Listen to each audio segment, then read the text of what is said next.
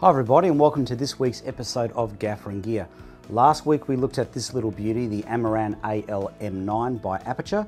Today we're going to be looking at its big brother, the AL-MW. So this little unit is battery powered, it's got an internal battery, it is daylight balanced, it has high color rendition, it is flicker free for high speed filming, but on top of all that it has one feature that none of my other lights have, and I literally have hundreds of lights because I'm a professional gaffer. This unit is waterproof.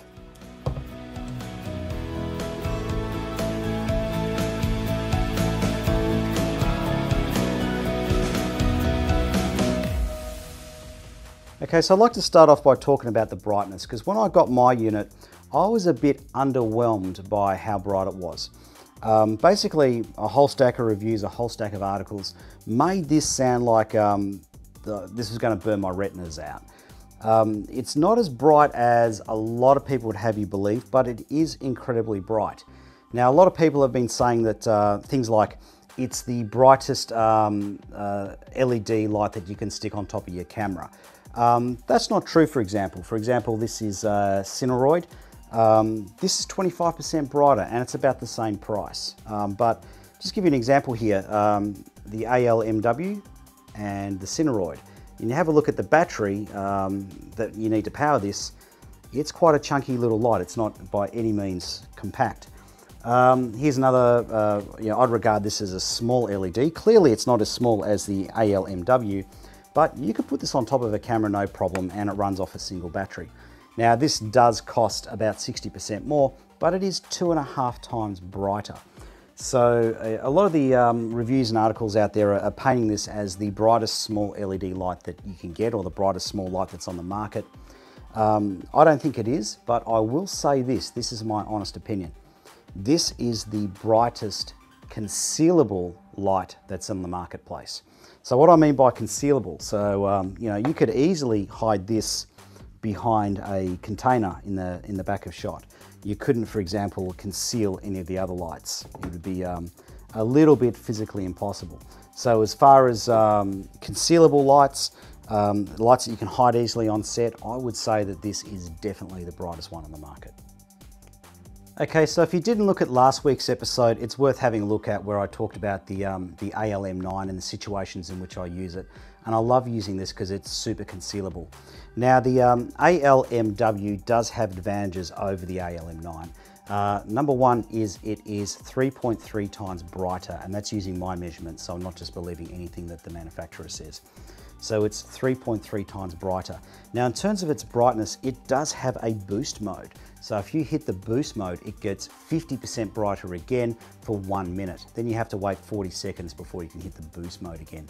So if you're in a controlled shooting environment and you need that extra bit of punch and your shot's not going to go longer than a minute, you can hit the booster mode. But yeah, so it's brighter. It's got better color temperature. So this thing came in at, what was it? Something like 5,200, 5,300 Kelvin by memory. This thing's coming in at about 5,800 Kelvin, or pretty close to it. Whenever you buy a cob LED or any LED that's got a lot of phosphor on it, don't take your color temperature reading straight away.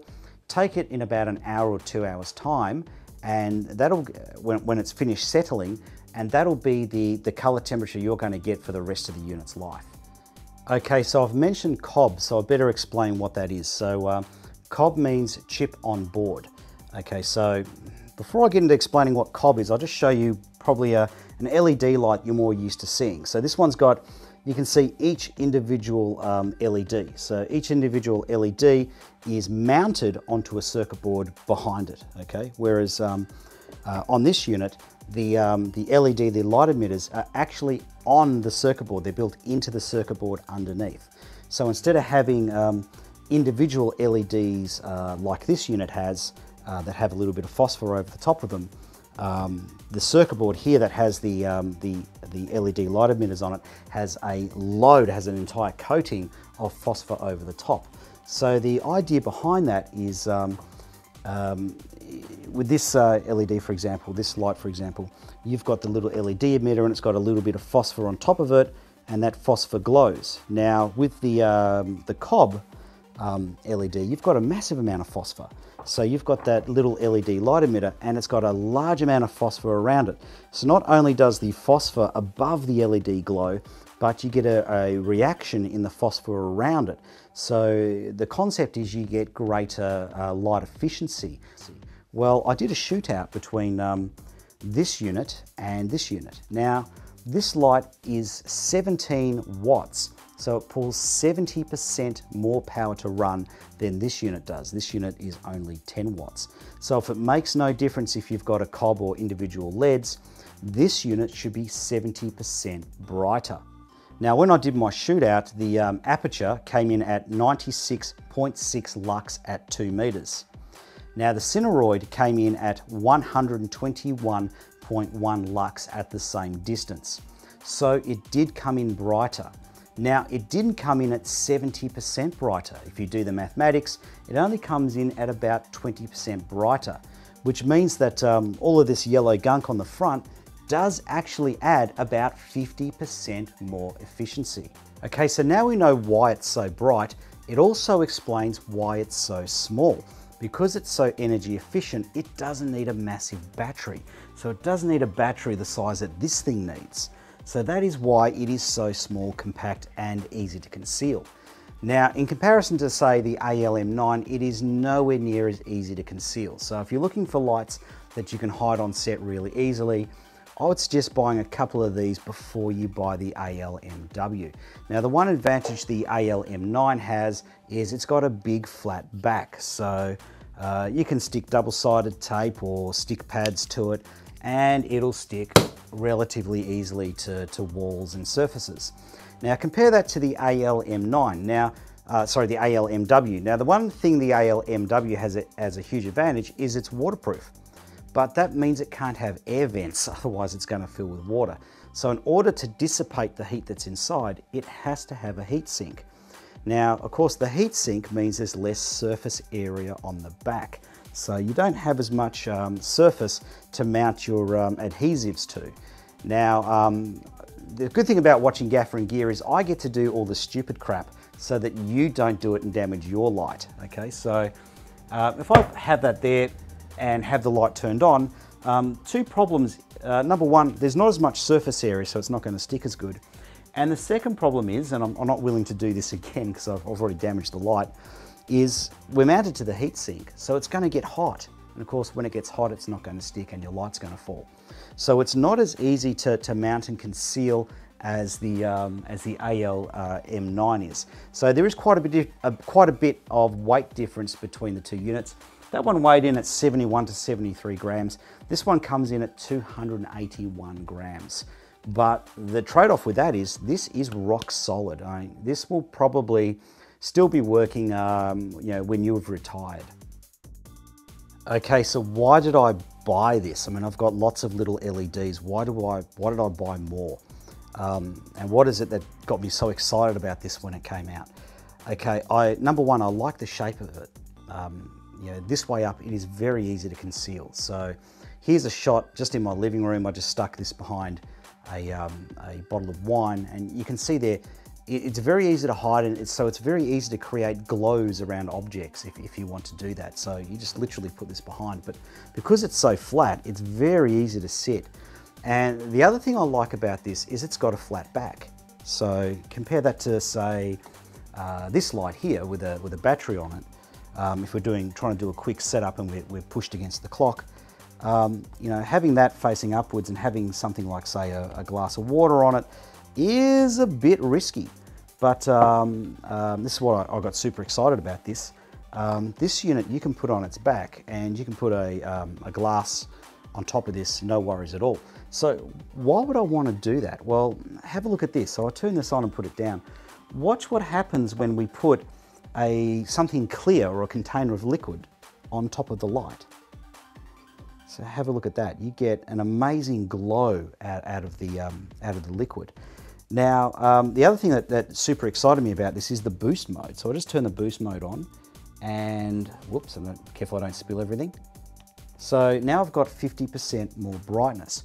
So what am I getting at? Well, a lot of times when I have product shots, and this is about 5 or 6 times a year, we will have something like you know, a bottle of a glass, we're pouring soft drink into it, or wine or something like that. And we don't have a lot of time to do the lighting setup. Producers like to, for some reason, do the pack shot at the end of the day when we've only got 3 minutes or 5 minutes left to try and make it look good. And this light allows me to get some dazzle in very quickly, where I couldn't get dazzle before. So literally just put it on the ground. They can put their glass on top, pour water into it, and you know, it doesn't matter if they spill it all over the light because it's waterproof. So to give you some idea of what I'm talking about, I'm going to turn all the lights off in the room and just have this light running underneath, illuminating the glass, and pour some water into it so you can see what value that adds to the shot. Now, as you can see with this shot, I've got enough light level with the boost mode to shoot at high speed. Now, I just want to point something out. If this was a TV commercial, I would go to a lot more effort lighting this shot. But don't ask me to show you how I'd light a shot like this for a TV commercial. I have to keep some secrets, and I don't want to reveal the secrets of the DOPs I work with. Now, about once every 2 years, we have a director come up with the highly original idea of having a water shimmer on someone's face. Now, in the past, we'd do this by having a pool of water and trying to bounce a light off the water, and it's really difficult and really problematic. But with this unit, seriously, just turn it on, put it into boost mode, and literally just drop it into a container of water, and there you go, you got your water shimmering effect for your close-up. Okay, so before we go too much further, we better talk about something important, which is how much it costs, and is it value for money? Okay, so it's quite expensive for a small lighter, particularly an Aputure product. It comes in at about 330 Australian dollars, that's including shipping and tax and all that. So it does sound like a lot of money, but let's see what you get for your money, because I reckon it is really good value. So of course you get the light, which is incredibly well built and waterproof, and very high CRI. We'll talk about that later on in the video. We'll talk about the color rendition. You also get a bag, which is, you know, a quality bag, so pretty much whoop-de-doo, you get a bag with everything, right? You get this little rubber diffuser. So you're probably thinking, what's the rubber diffuser going to do? Because it's not really increasing the surface area much, so it's not going to make it a softer light. This is really handy if you're shooting something reflective, because even though this looks like it's one light source, if you're shooting something reflective like glass or something metallic, you can actually see all the individual LED emitters in reflection. But when you put this over the light, it actually gets rid of that. So it becomes one light source in reflection. So if you've got something like some glassware and you're putting an edge on it, the edge will be, will be this. It'll be one white light source. So very clever that that's included. Now you also get some gels. And the little gel kit consists of actual plastic hard filters. Now, I'm just going to explain something about these filters and where this is one of the reasons I think this is actually value for money. So the filters are actually calibrated for the light. So this isn't just some decorative orange crap. This is actually doing its job. So I'll just show you quickly how this goes on. So this goes inside the gel holder, and you can put more than one gel inside the gel holder, and then it clips to the front, and now we are tungsten. So let's have a look at what we got photometrics wise from this with the CTO gel on. Now, if this filter is doing its job correctly, it should be around 3,200 degrees Kelvin. Now, as you can see here, it's only 36 degrees Kelvin out. So that's pretty good. Now, what's even more remarkable is have a look at the CRI score and the TLCI score. They're both 92 plus. Okay, so the filter's doing a pretty good job.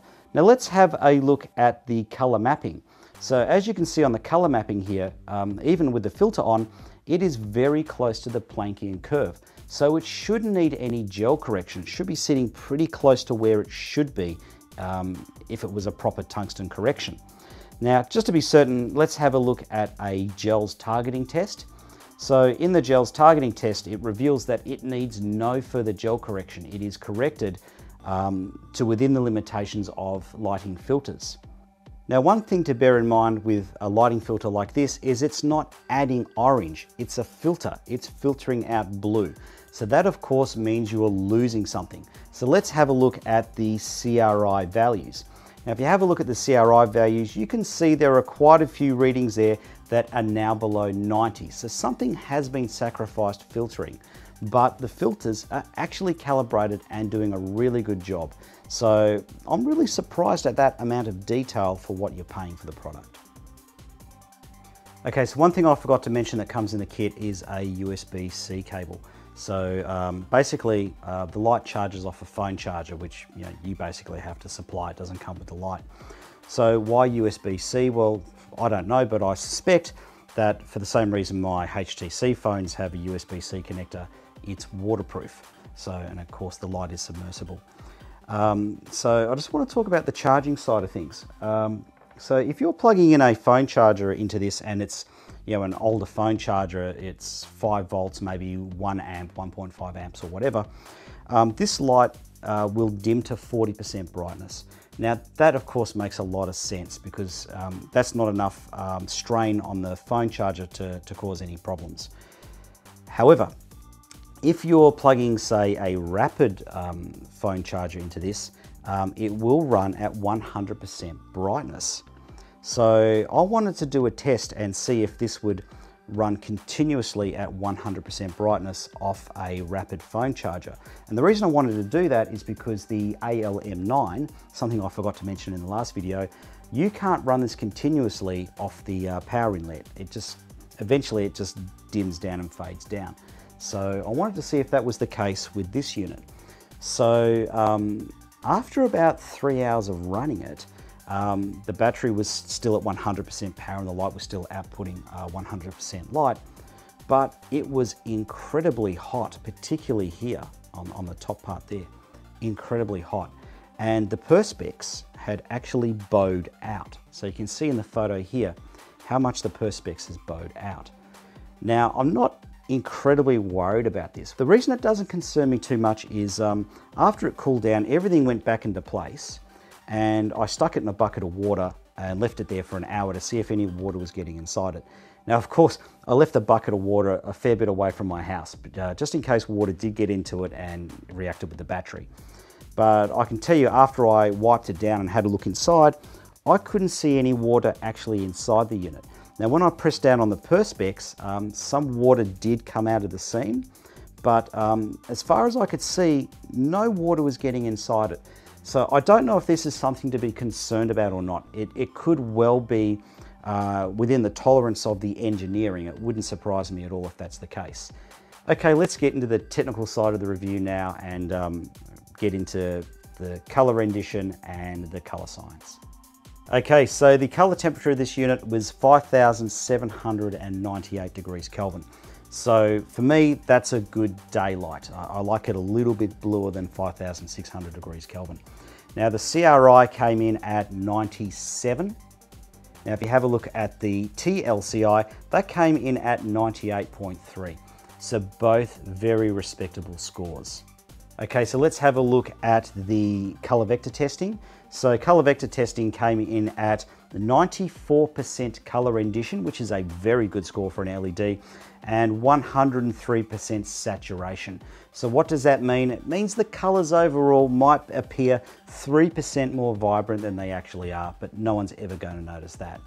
Okay, let's now have a look at the color mapping. Okay, so this indicates how close to pure white this light is. It is very close to pure white. So it's not quite smack on the Planckian curve, but it is close enough that it's not going to cause you any issues in terms of color hue. Now, just to be certain, let's dial in the gels targeting test and have a look. According to the gels targeting test, it requires absolutely no gels to correct it to daylight. Now let's have a look at the individual CRI scores. You can see they're all above 90 with one exception, which is R12, which is at 86%. So these are very, very respectable scores. Now last but not least, let's have a look at the color spectrum, and it is a very meaty color spectrum. So the difference between this and a lot of other lights is have a look at the top end. There is a lot of detail there. This is detail that is missing in a lot of other lights around this price point. Now, one thing I forgot to mention in the video was the display. So up the top here, when the lights are all green, that's indicating your battery charge status. So that is something that's missing from the AL-M9. So I'm really, really happy to see that I can look at this and see within 20% increments how much power is left in my battery. That's super handy, and I'm glad that's there. Now the other thing is the unit's dimmable. So just using these buttons here, when the lights turn to blue, that indicates your dimming status. So it dims in 10% increments. So that's super handy. Okay, so I promise you this is the last thing. So the light has 5 built-in effects. Here's what I've got to say about the effects. I think what's happened here is Aputure's trying to add some additional value, because a lot of the people that buy Aputure products, this is all they can afford.